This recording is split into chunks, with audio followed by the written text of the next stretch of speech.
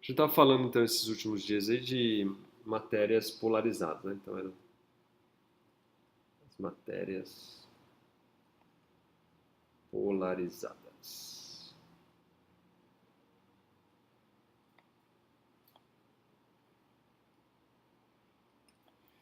Então, nosso foco aqui, né, é a polarização elétrica, né? Que a gente está estudando aqui é a campos elétricos, né? Então, o que acontece, né, com o material quando ele, então, está sujeito a um campo elétrico externo? Então, como a gente já viu, basicamente o campo elétrico produz infinitos de polos pontuais na matéria, fazendo que ela fique polarizada como um todo. Então, basicamente, a ideia é o seguinte: você tem o material aqui e você aplica aqui, então, um campo externo, E0, externo aqui. Então, dentro desse material aqui, as moléculas elas sofrem, então, uma certa... as moléculas e os átomos, né, eles sofrem um deslocamento da sua camada eletrônica, criando-se, então, inúmeros dipolos. Então, basicamente, o que acontece aqui é que você vai ter, se o campo vem desse lado aqui, então você vai ter uma parte negativa aqui, uma parte positiva aqui. Aí uma outra aqui, é negativo e positivo. Aqui está o meu negativo. Negativo, positivo. Negativo, positivo. E assim por diante, né, fazendo isso no material inteiro. Né? Então aqui embaixo também, todo o material vai criando uma camada, pequenos dipolos aí. Então, no final das contas, o resultado disso aí, se você prestar atenção e se tentar, essas cargas positivas aqui se cancelam com essas negativas do seu vizinho, essas positivas se cancelam com as negativas, e assim por diante, todo dentro do material isso vai acontecendo. Mas na beirada aqui, nessa região aqui, tangente aqui à superfície aqui, você não tem ninguém para cancelar, de forma que no final das contas, você vai ter então uma camada aqui positiva na superfície e uma camada. Opa, inverti na verdade, como o meu campo é positivo ali, então você vai ter uma camada negativa aqui, né? Porque os negativos vão para a esquerda por causa da orientação do campo. E aqui desse lado aqui, você vai ter então uma camada positiva. E o material então ele fica magnetizado como um todo. Então o resultado aqui é magnetizado não, polarizado como um todo. O resultado então é um material então com os dipolos nessa região aqui, com as cargas negativas nessa região, e as cargas positivas nessa região. E essa polarização do material cria então um campo num outro sentido, interno aqui, que a gente vai chamar de um E1, cujo módulo é igual ao do meu E0 aqui. Isso então, quando eles entram na situação de equilíbrio, esses campos são iguais em módulo, de forma que as cargas param de se movimentar e o material fica então polarizado. Então, o campo elétrico no dielétrico, ele vai ficar o meu campo E0 mais o meu campo E1, sendo que o E1 aponta na direção contrária a E0, fazendo então que esse sistema todo ele entre em equilíbrio. Okay? Então, basicamente é isso que acontece nos materiais polarizados. Então, visto que nós então temos agora esses materiais polarizados, a pergunta aqui é como é o campo criado por esses objetos polarizados. Então, a seção 4.2 estuda exatamente isso, que é o campo de objetos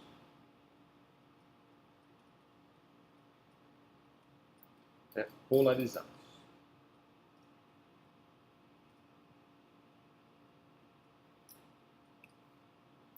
Então, suponha que a gente tem um material polarizado, ou seja, um objeto contendo muitos dipolos microscópicos alinhados, conforme o nosso exemplo aqui de cima. O momento de dipolo por unidade de volume, ele pode ser então definido como sendo aqui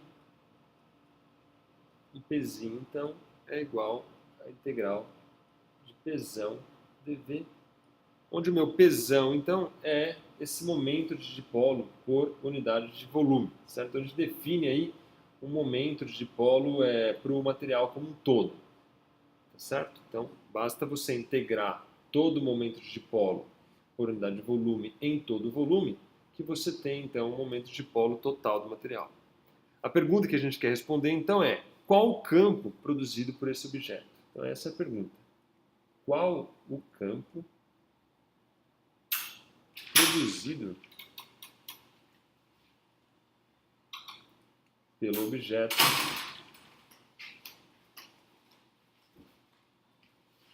polarizado?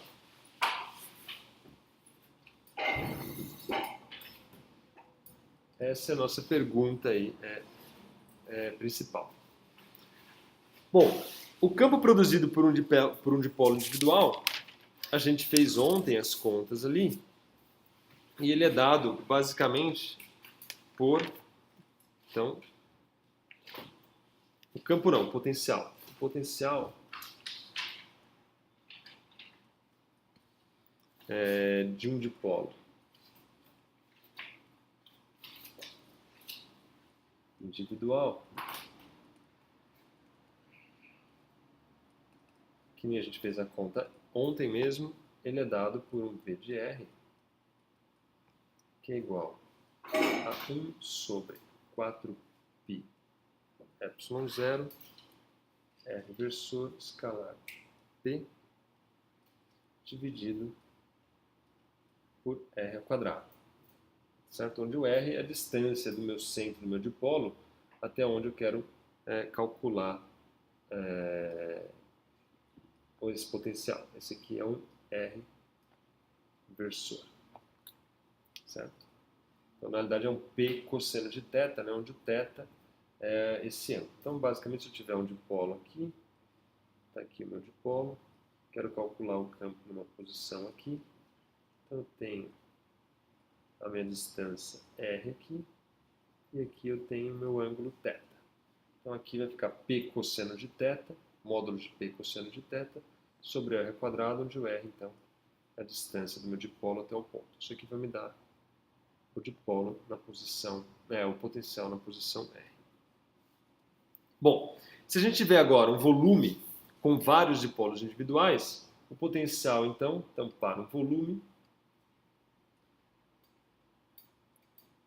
aí eu vou substituir, então, o meu dipolo individual pela minha expressão aqui, onde eu levo em conta a polarização por unidade de volume. Nesse caso, então, o meu potencial V de R, ele vai ser escrito como sendo 1 sobre 4π ε0, integral no volume, R versor, P, produto escalar P de R', dV' sobre R ao quadrado. Certo? Então, basicamente, a ideia é, então, tenho aqui um sistema de coordenadas aqui, tá aqui minha origem, tem um objeto aqui, tenho aqui o meu R', e eu quero calcular o meu campo aqui, o meu potencial numa certa posição R'.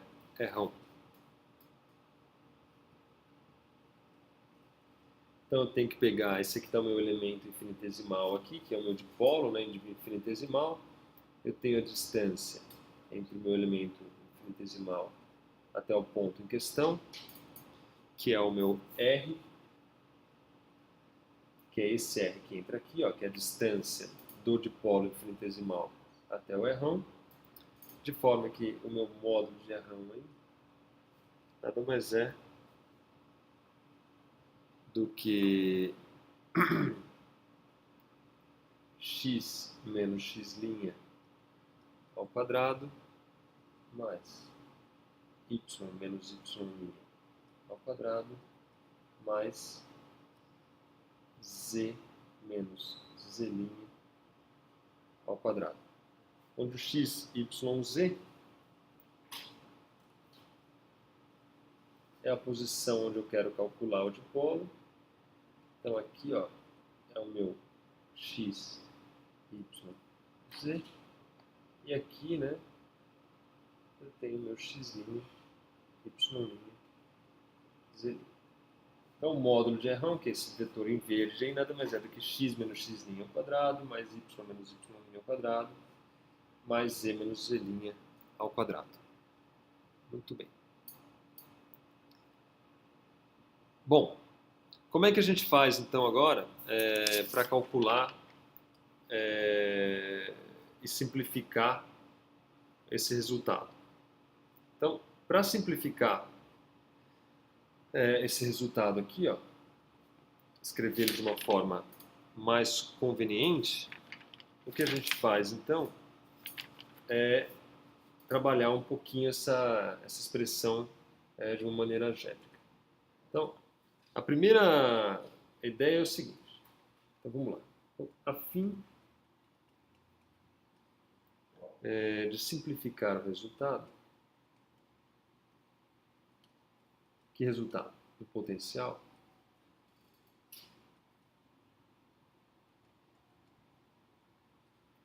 Do potencial.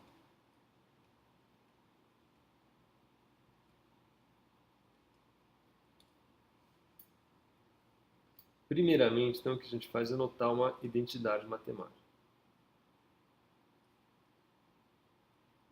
Então, o que a gente faz é, primeiramente, notamos que o gradiente em linha, que é a derivada em ΔX', ΔY', ΔZ' de 1 sobre R, é igual a R versor sobre R ao quadrado. Então, isso aqui eu quero que vocês mostrem. Notem que o meu R, ó, que é o meu R aqui, ó, isso aqui nada mais é do que o módulo de R que está ali, tá certo? Ele depende de x', y' e z', tá certo? Por isso que eu tenho uma derivada do gradiente aqui em termos de linha, né? E ele dá um resultado, não dá zero, né? Depende do meu x', y', z'. Então, primeiramente tem que mostrar essa identidade. Então, o que você vai fazer? Vai escrever o meu R versor assim, ó, do jeito que está aqui, em verde, e vai aplicar a derivada aí, tá certo? Então, para isso, para simplificar, você pode ainda escolher o x, y, z igual a zero, tá certo? Então, você pode pôr na origem a posição onde você quer calcular o campo. Tanto faz, né? Porque você quer pôr a origem do seu eixo de coordenadas onde você quiser. Certo? Então, vou escolher onde eu quero calcular o potencial, ele igual a zero. Então, você vem para fazer essa identidade, só para mostrar, eu não vou mostrar, vocês mostram. Vocês põem aqui x igual a zero, y igual a zero, e z igual a zero. Então, aqui, ó, x igual a zero, y igual a zero, z igual a zero. Aplica o gradiente em cima desse vetor aqui, e você vai ver que você vai ter como resultado isso aqui, tá certo? Muito bem.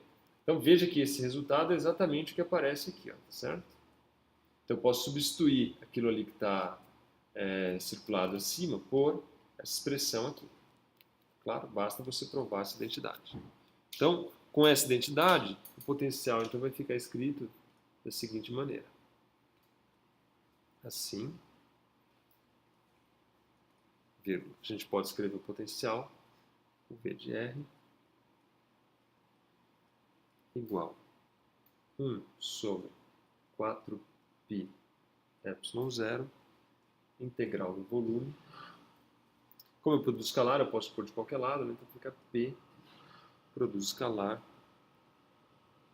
do gradiente linha, de 1 sobre o módulo de R, dV'. Ok? Muito bem. Agora, a gente vai usar uma segunda identidade matemática. Então, visto que o divergente de um escalar vezes um vetor, ele pode ser escrito como o escalar divergente do vetor mais o produto escalar do vetor com o gradiente do meu escalar. Tá certo? Então, fazendo isso, o que a gente encontra aqui? Ó? Se você se atentar aqui, ó, você tem exatamente isso aqui. Ó. Esse termo aqui, ó, um vetor produto escalar com gradiente de um escalar, tá certo? O gradiente de um escalar. Ó. Um vetor produto escalar com gradiente de um escalar, tá certo? Então eu posso escrever ele como sendo esse termo menos esse termo aqui, tá certo? Substituindo P, o A pelo P, né? E o F pelo meu 1 sobre R, certo? Então, fazendo isso, a gente mostra, então, que o divergente de P 1 sobre módulo de R, só estou substituindo o A pelo P e o F por 1 sobre R. Isso é igual a 1 sobre R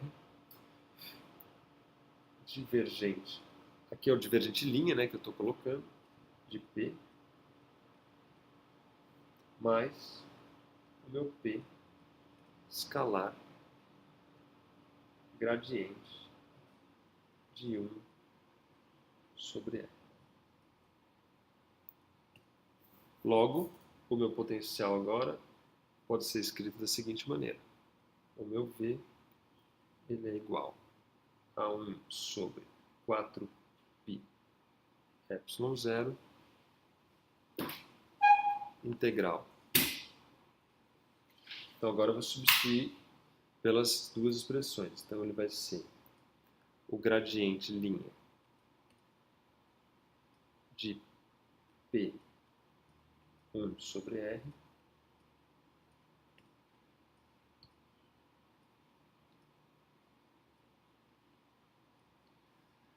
menos 1 sobre, aqui é o módulo, né?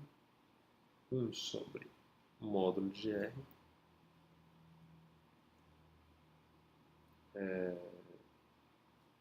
divergente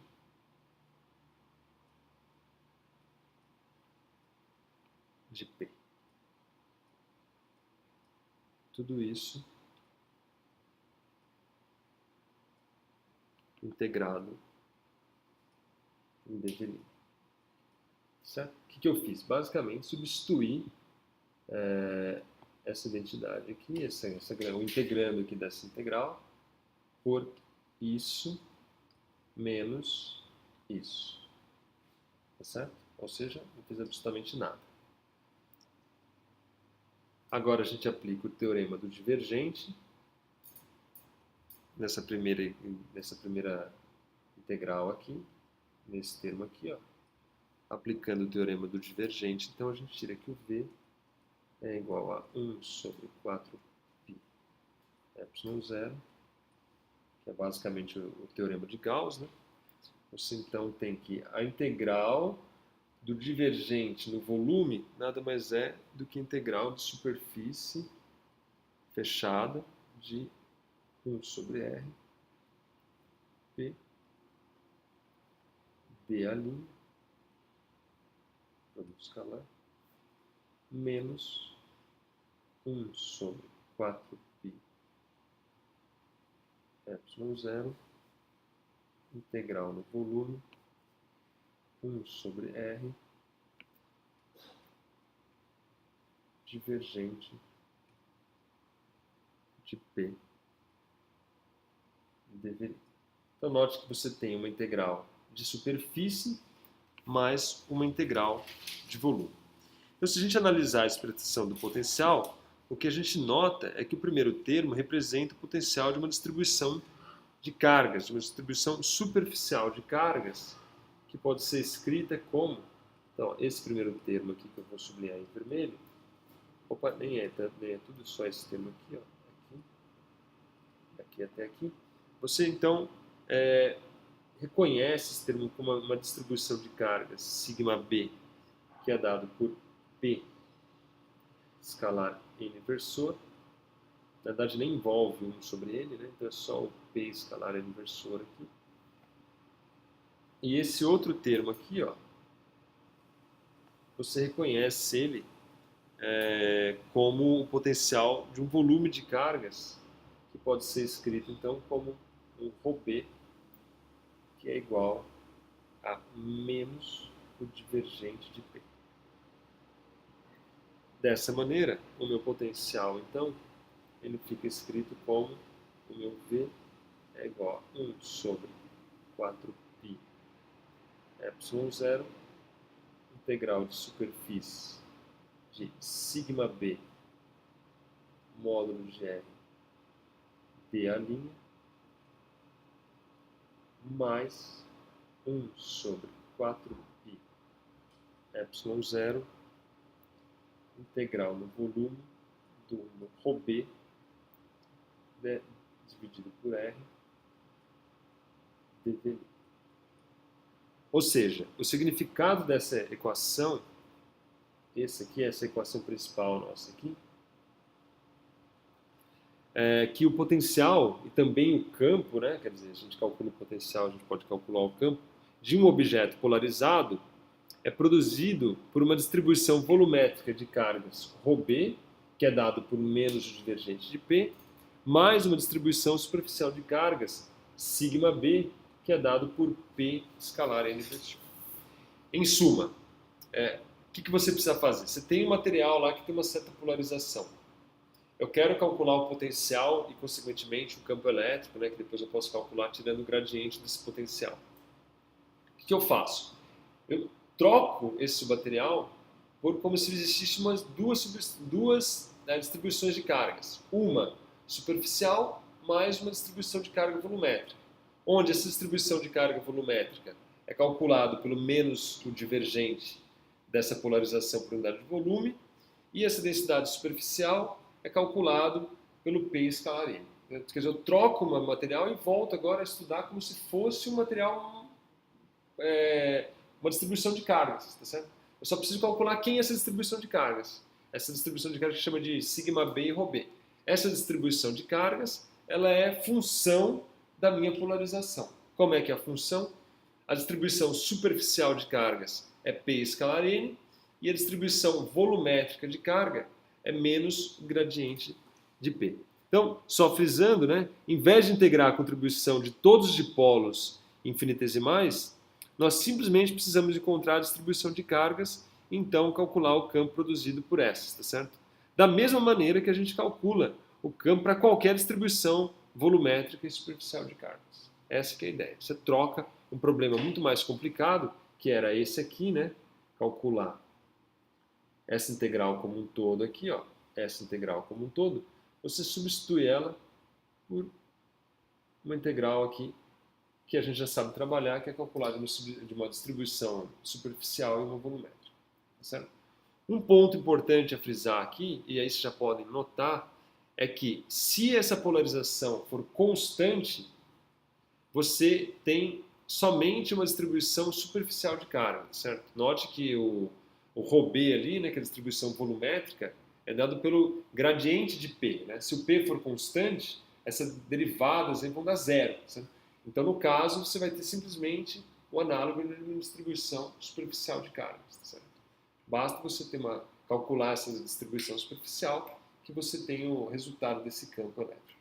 Que é basicamente o exemplo que a gente fez lá no começo, ó, onde o campo é uniforme. Tá vendo? Você vai ter aqui a polarização do objeto como um todo, aqui, mas no fundo é basicamente uma distribuição superficial, no caso de um campo uniforme. Se esse campo não fosse uniforme, então aqui dentro, lembra que a gente cancelou esses campos mais com menos, mais com menos? Se essa polarização não fosse uniforme, esse cancelamento não seria total, de forma que você ia ter uma distribuição interna de cargas ali, dando então origem ao meu ali ρb, que é dado pelo menos o gradiente de P. Certo? Então, necessariamente você tem que ter aí uma polarização não uniforme.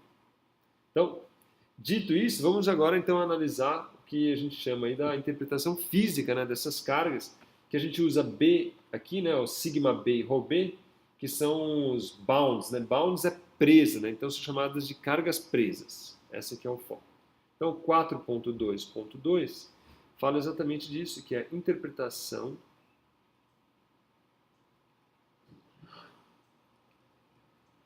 física das cargas presas.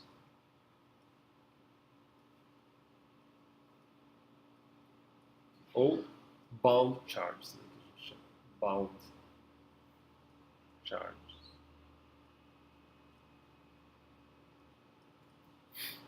Então, como a gente viu agora, então, o campo produzido por os objetos polarizados é idêntico ao campo produzido por uma distribuição de cargas sigma B e ρB. Está aqui, ó, sigma B e o meu ρB. A ideia por trás dessas cargas presas de certa maneira, é simples. Então, suponha que a gente tem uma cadeia longa de dipolos ao longo de uma linha.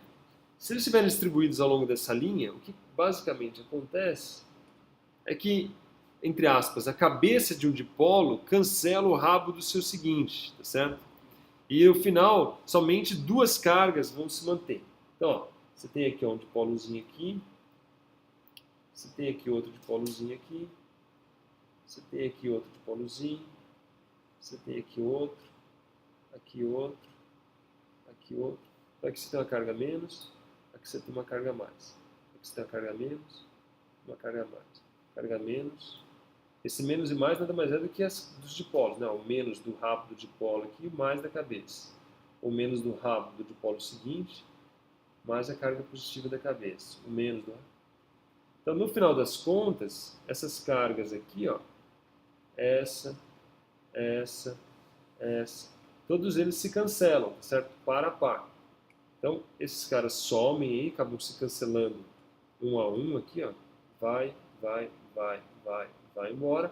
Que o resultado, então, acaba sendo, basicamente, como se eu tivesse uma carga aqui, e uma carga aqui, uma carga negativa e uma carga positiva, tá certo? Então, a fim de a gente calcular esse montante de carga que resulta de uma polarização, a gente examina, por exemplo, o tubo de dielétrico. Então, imagina que eu tenho aqui, ó, um tubo.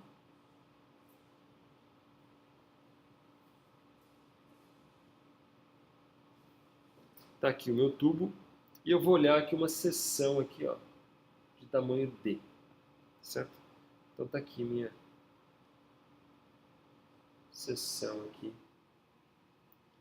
D aqui. Então está aqui meu objetozinho aqui, que é a minha pequena seção aqui. Vamos supor que ele tem aqui uma área A aqui. Certo? E isso aqui, basicamente, tem uma carga menos de um lado da superfície e uma carga mais aqui do outro lado, conforme essa ilustração aqui acima. Aqui. Então, se a gente examinar uma pequena seção, o momento de dipolo desse objeto aí pode ser escrito como, então o momento de dipolo nada mais é do que o momento de dipolo por unidade de volume, pesão, vezes o volume, que é o que? A, D. Isso aqui me dá o momento de dipolo dessa seção, tá certo? Em termos da carga Q contida nas extremidades, ele pode ser escrito como sendo QD, tá certo? Então, se você olhar em termos do momento de dipolo ele é um QD. Assim, a carga que se acumula nas fronteiras do tubo é dada por, cancelo o meu D aqui com esse D, as cargas que a gente tem na fronteira do cubo nada mais é do que Pzão vezes A, tá certo? Nesse caso, então, o meu Pzão é igual a Q sobre A, e Q por unidade de área, né, nada mais é do que o meu sigma, que é o meu sigma B. Então, o meu P aqui em módulo é igual ao meu sigma, que foi o resultado que a gente obteve aqui. Ó, tá dizendo, o módulo do sigma é igual ao módulo de P, né, o produto escalar com N versor ali, nada mais é do que o versor é unitário, né, então nada mais é do que o sigma é igual ao P em módulo, certo? Então, esse é o resultado das distribuições superficiais. Obviamente, se a seção do tubo for dada por um corte oblíquo, né, conforme figura abaixo, então se a gente tiver uma coisa assim, ó, algo dessa maneira aqui, a carga ainda acumulada vai ser a mesma, mas a área agora, se você olhar quanto vale essa área aqui, ó, você tem um N versor aqui, você tem aqui um θ, Então a carga acumulada vai ser a mesma, mas nessa região aqui, a área agora é igual à minha área desse ponto aqui, ó. Ela vai ser igual. Aqui essa aqui eu vou chamar de A, esse aqui eu vou chamar de A de end. Então a minha área vai ser o A de end vezes o cosseno de θ. Tá certo? De forma que o meu sigma B ele é igual ao meu Q sobre o meu A de end, de forma então que o meu P, isso aqui me dá um P cosseno de θ, de forma que o meu sigma B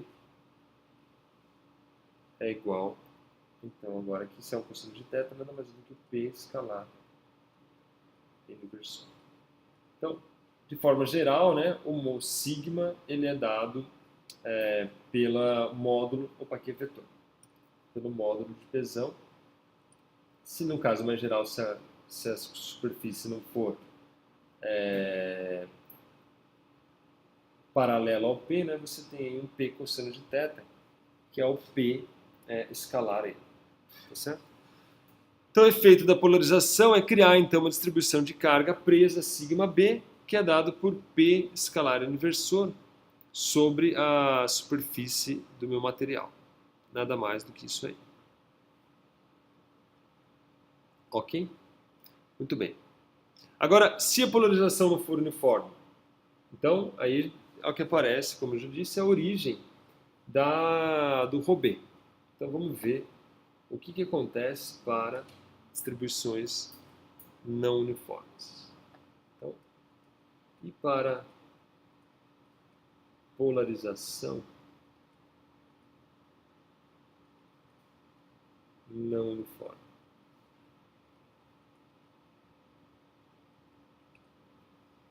Então, nesse caso, se a gente tiver um momento de dipolo não uniforme, o que acontece é que resulta um acúmulo de cargas, por exemplo, negativo, tá certo?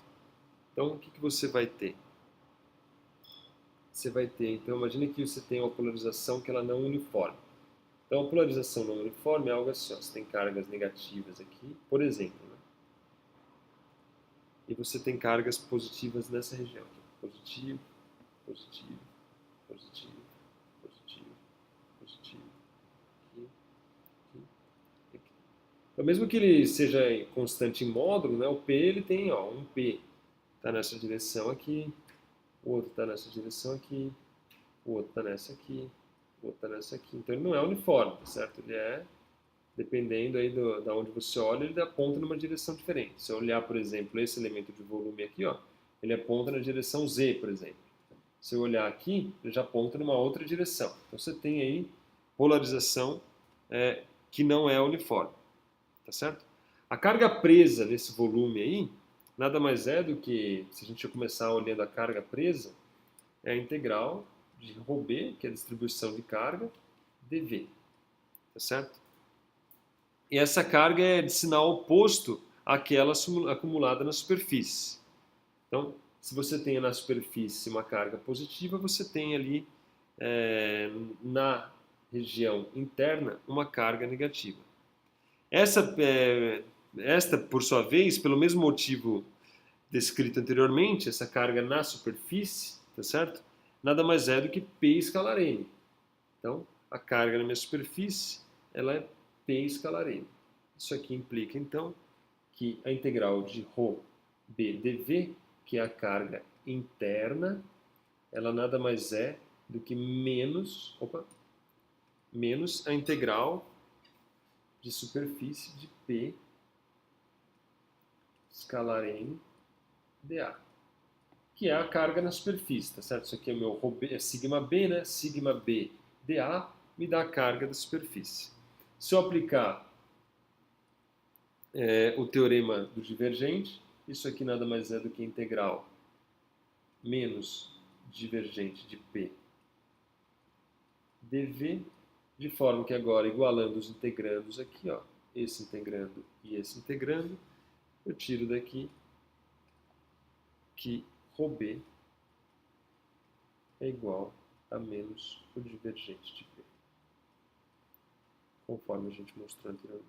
Então, sigma B é P escalar N, e ρB é menos o gradiente de P.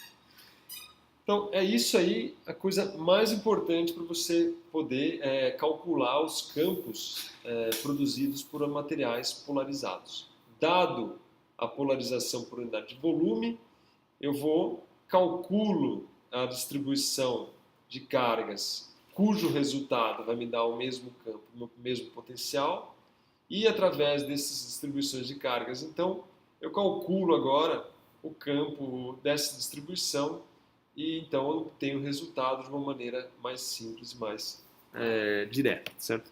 Utilizando os métodos que a gente já conhecia de cálculo da função, cálculo do potencial e do escalar, pela integral de sigma sobre R dA, mais a integral de ρ sobre R dV.